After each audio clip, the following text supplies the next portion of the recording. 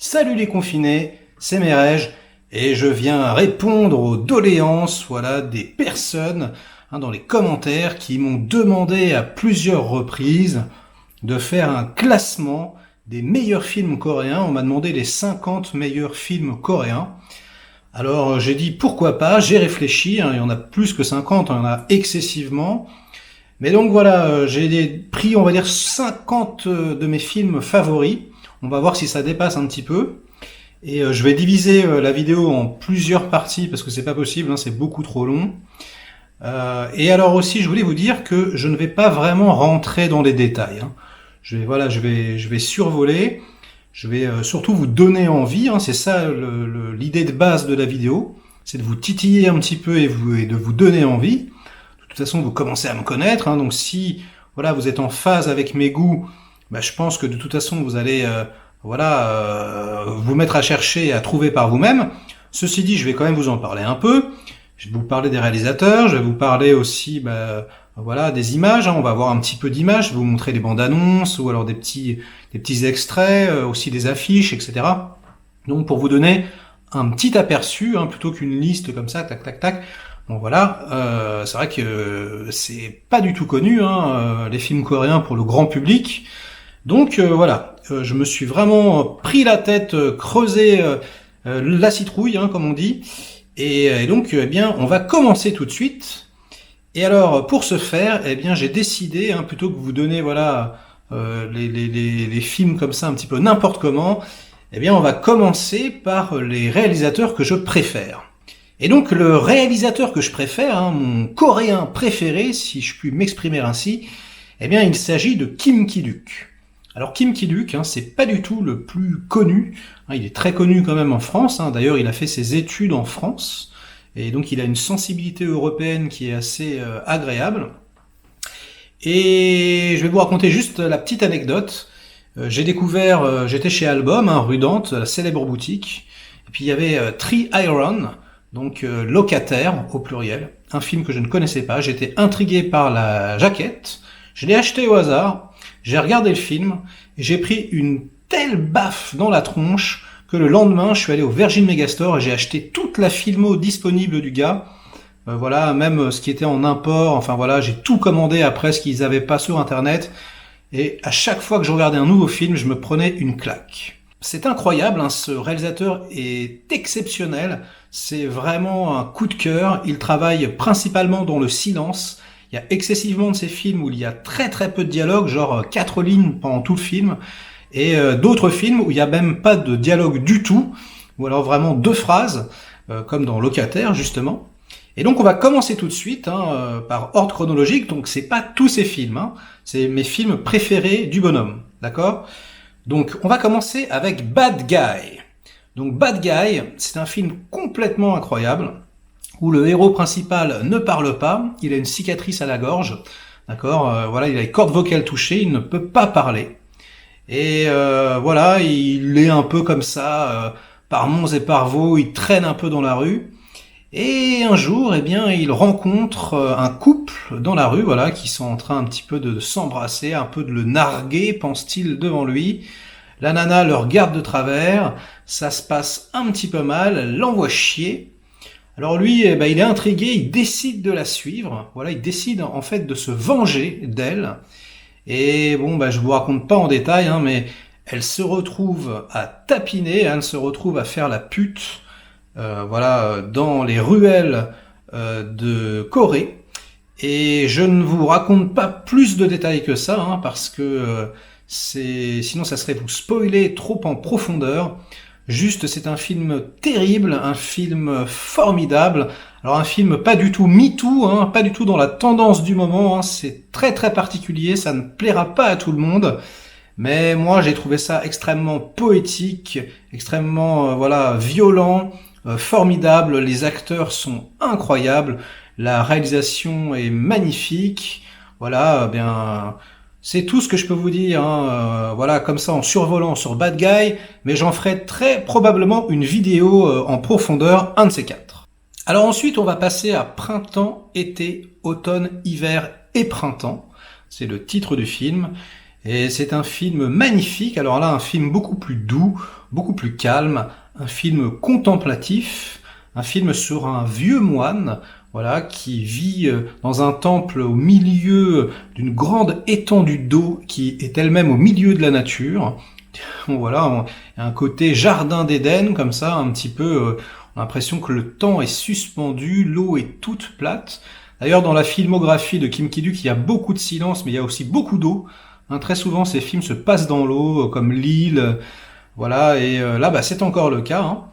Et donc, ce vieux moine, eh bien, élève un jeune garçon, voilà, un jeune garçon qui prendra probablement sa relève lorsqu'il sera grand. Et voilà, il lui enseigne la sagesse, voilà, il lui enseigne à devenir moine. Et c'est tout ce que je vais vous dire, hein, encore une fois, sur ce film. Hein, c'est juste pour vous donner envie. Voilà, hein, je vous laisse vous régaler un peu des images. Elles sont magnifiques. Hein, c'est un film qui a fait beaucoup de bruit, hein, qui a gagné de nombreux prix. Voilà, il est très connu. Vous pouvez d'ailleurs le trouver en intégralité sous-titré français sur YouTube. Voilà, il est disponible comme ça, bing. Donc ça, c'est quand même assez cool. Et voilà, on va tout de suite passer au troisième film. Alors le troisième film, eh bien, c'est Locataire, donc Locataire au pluriel, hein, c'est pas le Polanski. Et Locataire, eh bien, c'est un de mes films préférés. Voilà, c'est le film, voilà, qui m'a fait découvrir Kim Ki-duk. C'est un film dont je suis jaloux, j'aurais voulu réaliser ce film. Voilà, mon fantasme, c'est d'avoir réalisé Locataire. C'est un film où il y a zéro dialogue. Voilà, c'est une histoire d'amour. C'est l'histoire d'un gars, hein, un petit peu comme d'habitude chez Kim Ki-duk, qui traîne dans les rues. Et lui, voilà, il est pas fou, il est moins barré que le héros de Bad Guys, hein. Mais juste, voilà, il squatte les appartements vides. Voilà, il s'arrange pour savoir quels appartements sont vides. Et puis, eh bien, il investit les lieux. Il vit dedans quelque temps. Il prend parfois un petit souvenir. Voilà. Et puis après, il remet tout en place, il nettoie tout, et puis il s'en va, il passe à un autre appart. Et puis un jour, eh bien, il fait la même chose, sauf que dans cet appartement, il y a une femme battue, elle est silencieuse, elle est recroquevillée, et cette femme n'appelle pas la police, elle ne crie pas, juste elle l'observe de loin, elle essaie de comprendre ce qu'il est en train de faire, et à un moment donné, eh bien, ils se rencontrent, les deux se rencontrent, et là, eh bien, quelque part, c'est un coup de foudre, donc c'est une histoire d'amour sans parole. C'est absolument sublime et radical. Et voilà, c'est un des films les plus poétiques et les plus forts que j'ai jamais vus de toute ma vie, avec une des fins qui me semble être voilà une des fins les plus belles de toute l'histoire du cinéma. C'est complètement sublime. Rien que d'y repenser, je suis en extase. Hein, donc vraiment, si vous devez commencer par un film de Kim Ki-duk, eh bien, regardez Locataire, un ours d'argent, je crois, à l'époque. On se demande qui a eu l'ours d'or, hein, parce que je vois pas comment on peut faire mieux que ce film. Et bon voilà, c'est un film exceptionnel, intemporel, magnifique, sublime, je ne peux pas vous dire, hein, c'est parmi, voilà, dans les 10 films que je préfère jamais réaliser. Je suis complètement jaloux de ce film, encore une fois, et je vous encourage à aller vous jeter dessus tout de suite, instantanément. Alors ensuite, on va passer quelques années. Alors il a fait d'autres films, il a fait Time, il a fait Dream, voilà, des films magnifiques, hein, mais qui sont pas forcément mes préférés. Et donc il y en a un qui est sorti en 2013, qui s'appelle Moebius. Et voilà, c'est un film très très particulier. Hein. C'est un film qui a été censuré en Corée, ça n'arrive jamais, parce que, eh bien, ça parle un petit peu d'inceste. Je vous en dirai pas plus, hein, mais c'est une famille un petit peu névrosée, on va dire, avec la mère qui est complètement barjot. Voilà, elle est à la fois... allez, je ne vous spoile rien. J'allais dire quelque chose, mais je ne vais même pas vous spoiler. Regardez donc plutôt ces images, mais sachez que c'est un film extrêmement perturbant, extrêmement dur. Je pense que beaucoup ne vont pas supporter, hein, réellement. D'ailleurs, c'est très rare qu'on sorte sur un film en Corée. Et d'ailleurs, la version non censurée de ce film n'existe pas. Elle n'est jamais sortie. Hein, tout ce qui a été coupé, eh bien, on ne sait pas ce que c'est, et ça n'y est pas. Et Kim Ki-duk dit lui-même que cette version est complètement absurde, parce qu'il manque, eh bien, voilà, le sel du film, dit-il. Et bon, moi, tel quel, j'ai trouvé ça incroyable.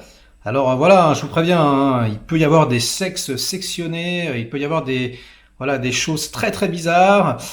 Ça parle de masturbation quand on n'a plus de sexe, par exemple. Gros spoiler, mais c'est pas grave, hein, c'est vraiment pour c'est vraiment pour vous dire de quoi ça parle. Voilà, c'est vraiment très très barjot et très très perché. Donc voilà, hein, je vous préviens, ce film n'est pas pour tout le monde, mais c'est une curiosité, hein, et c'est un film absolument désarmant. Je ne vois pas d'autre mot, hein. On rentre vraiment dans la psychologie de Kim Ki-duk, hein, dans sa partie sombre. Et voilà, hein, c'est difficile de s'en remettre, donc vous êtes prévenus. Et pour en finir avec Kim Ki-duk, je parlerai d'un de ses derniers films qui date de 2016. Ça s'appelle The Net, en français Entre deux rives. Et alors là, c'est l'histoire d'un Nord-Coréen, hein, qui est dans un petit bateau. Et voilà, je ne vous dirai pas exactement ce qui se passe, mais voilà, le bateau dérive et il se retrouve en Corée du Sud. Et alors là, il se fait arrêter instantanément. Alors c'est complètement par accident, hein, mais voilà, les autorités n'y croient absolument pas. Hein, tout le monde pense que c'est un espion. Il se fait donc interroger par la police, il se fait malmener, il se fait violenter. Et c'est un film qui m'a profondément marqué, encore une fois, hein, sur cette fratrie entre voilà la Corée du Nord et la Corée du Sud, ses frères ennemis. Hein, c'est voilà très forte, hein, cette dualité très forte. Et là, on est en plein dedans. C'est très très intéressant. C'est sublimement bien fait. Les acteurs sont magnifiques. Voilà, formellement, c'est un petit peu moins beau, hein, que ses premiers films. Il y a un petit peu moins d'argent. Mais bref, Kim Ki-duk est mon réalisateur coréen préféré. C'est pas le plus facile d'accès. Il est complètement barjot. Dans sa tête, il a vraiment un problème, hein. D'ailleurs, il a fait un documentaire qui s'appelle Hariran, où il s'autofilme en pleurant pendant 1 heure et demie parce que il a blessé une de ses actrices sur le film d'avant, et donc voilà, c'est de l'autoflagellation. C'est très très particulier, mais moi, je ne sais pas pourquoi, je suis hypnotisé par ce mec. Donc je voulais absolument vous en faire profiter, vous le faire découvrir, et j'espère que ça vous plaira. Alors ensuite, on va parler de Park Chan-wook. Voilà, hein, c'est le plus connu des réalisateurs coréens, celui voilà qui a tout pété avec Old Boy. Hein. Old Boy, quand c'est sorti, c'est devenu voilà le maître étalon. Voilà, le film a tellement cartonné à l'international qu'il a fait découvrir le cinéma coréen au monde entier. Et en plus de très belle manière, hein, c'était une façon de dire ok, on est les plus forts. Voilà, visuellement, voilà les acteurs, le scénario, enfin voilà. Le fond et la forme, tout est parfait, souvent chez Park Chan-wook. Donc on va y aller tout de suite, je vais commencer par JSA, Joint Security Area, hein, c'est pas son plus connu. Moi je l'ai découvert au festival de Deauville avec Park Chan-wook dans la salle, et d'ailleurs je lui ai dit à la fin, je lui ai susurré à l'oreille que c'était un chef-d'œuvre, enfin j'ai parlé à sa traductrice, et donc je suis assez fier de ça. C'est un film absolument incroyable, ça se passe à la frontière en fait entre la Corée du Nord et la Corée du Sud. Voilà, il y a des militaires des deux côtés qui ne peuvent absolument pas s'adresser la parole. Et je ne vous dis pas ce qui se passe, mais il y a peut-être quelques coups de feu qui sont tirés, il y a peut-être un mystère, donc il y a peut-être une enquête qui se passe. Et peut-être, hein, je dis bien peut-être, que certains militaires du Nord et certains militaires du Sud arrivent finalement à communiquer, à s'échanger des informations, voilà, parler de leurs différences. C'est un film exceptionnel, c'est un film formellement sublime. Toutes les têtes sont connues, à chaque fois que vous verrez un acteur, vous ferez « Ah ouais, lui j'ai déjà vu, hein, c'est normal ». Hein, c'est que des pointures, et puis voilà, tout est admirablement bien raconté, cadré, photographié, c'est magnifique. Alors ensuite, je vais vous parler de Sympathy for Mr. Vengeance, hein, qui date de 2002, qui est un film qui fait partie de la trilogie de la vengeance. C'est complètement incroyable. Ce film, pour moi, est limite mieux que Old Boy. Le scénario est complètement incroyable. Les acteurs sont terrifiants. Là, je vous ai mis des petites images pour tout de suite vous mettre dans le ton. Hein. C'est extrêmement violent. C'est un des films les plus violents et les plus terrifiants que vous ayez jamais vus. C'est émouvant. En plus de ça, c'est palpitant. Si vous ne l'avez pas vu, mais courez vous jetez dessus, c'est absolument brillant à tous les niveaux, hein, mais encore une fois, comme d'habitude avec Park Chan-wook, et c'est peut-être mon Park Chan-wook préféré de tous les films qu'il a réalisés. Alors ensuite, on arrive à Old Boy, évidemment, hein. Le film est tellement populaire qu'il a même eu droit à un remake raté, pourtant par un excellent metteur en scène, hein, Spike Lee, mais non, il s'est vautré, Spike, hein, sur ce coup-là. Le film est absolument phénoménal, hein. J'ai pas besoin de toute façon de vous en parler beaucoup, puisque la plupart des gens qui regarderont cette vidéo l'ont vu, évidemment, hein. Bon, le pitch de départ, c'est un gars, il se fait en fait enfermer dans une espèce de pièce qui ressemble à un appart sans fenêtre. Pendant des années, on l'enferme là-dedans, il ne sait absolument pas pourquoi, il sait pas pourquoi il est enfermé, il sait pas qui lui en veut, on lui apporte à bouffer, voilà, c'est comme une prison, mais avec du papier peint, quoi. Et puis un beau jour, ben hop, il se réveille. Il se réveille enfermé dans une valise, dans un jardin public. Il sait pas pourquoi on l'a libéré. Et voilà. Et ça, c'est le pitch de Old Boy. Donc là, ben, je vous laisse admirer les images, évidemment, du fameux plan séquence, hein, le plan séquence exceptionnel, hein, un des meilleurs plans séquences d'action qu'on ait vu dans le cinéma coréen. Je ne sais pas comment ils ont réalisé ce plan, c'est complètement dingue. Les mecs se prennent vraiment des droites dans la tronche, ils se prennent vraiment des coups de marteau, c'est complètement hallucinant. C'est le deuxième volet de la trilogie de la vengeance, c'est absolument prodigieux. Alors nous allons en finir avec cette trilogie de la vengeance, avec le troisième épisode. Là, eh bien, je vous ai parlé de Sympathy for Mr. Vengeance, hein, qui est disponible en Blu-ray en France d'ailleurs. Old Boy, hein, exceptionnel, hein, on vient de le voir. Et puis maintenant, eh bien, on va passer à Sympathy for Lady Vengeance, voilà, qui conclut la trilogie, qui est voilà, un film qui est moins connu, moins accessible, voilà, un petit peu plus poétique, un tout petit peu plus barré, même graphiquement, ça ressemble un petit peu plus à une bande dessinée. Alors ce film raconte l'histoire d'une femme, eh bien, qui est accusée à tort du meurtre d'un enfant. Elle est voilà, jetée en prison. Et pendant toutes ces années de prison, elle prépare sa vengeance. Et voilà, et dès qu'elle sort, ben, c'est un peu en mode Kill Bill, hein. Hop, ça ne rigole plus du tout. Je ne vais pas développer plus que ça pour ne pas vous gâcher le plaisir. Mais en tout cas, sachez que ce film est magnifique et que cette trilogie, eh bien, forme pour moi la plus belle trilogie du cinéma sud-coréen. Alors j'aurais pu parler de Thirst, hein, qui est excellent, mais c'est pas un de mes préférés. Alors je vais plutôt parler de Mademoiselle, qui n'est pas le préféré des gens, hein. Il y a beaucoup de mes amis qui n'ont pas aimé ce film, je trouve ça incompréhensible, parce que moi je trouve ça magnifique. Voilà, un film très différent de ce qu'il a fait d'habitude.